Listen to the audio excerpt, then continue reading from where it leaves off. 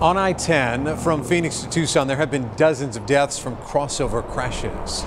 There are no median barriers in that area to stop those crossovers along that specific stretch of freeway. We exposed this last year in an Operation Safe Roads special investigation. Yeah, now one member of the State Transportation Board tells ABC 15 investigator Dave Biscobing he wants an open discussion about this issue.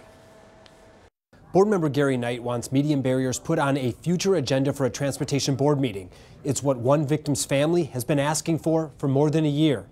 Mike Humphrey knows the danger of crossover crashes on Interstate 10, and he tells his story often at State Transportation Board hearings. On May 14, 2008, my wife Pam and sister Ann were killed in a cross-median crash on I-10 on milepost 171. They would be alive today if there had been median cable barriers installed in that section of the interstate. He caught the attention of board member Gary Knight, who said this at the end of last week's meeting. For a future agenda item, I would like to discuss the median crash barriers. In an email, Knight told ABC 15, "My only purpose for the discussion is to hear the pros and cons of median barriers in an open forum." Humphrey hopes to force the Department of Transportation to place barriers along I-10.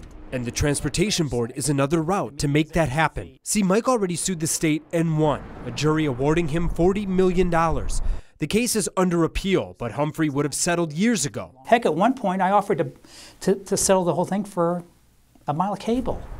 Just put in a mile of cable. The mile where his loved ones died.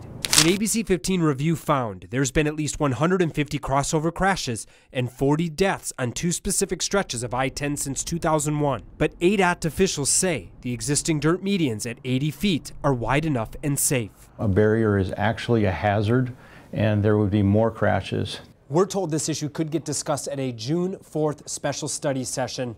We'll keep an eye out for it. In the meantime, I'm investigator Dave Biscobing, ABC 15, Arizona.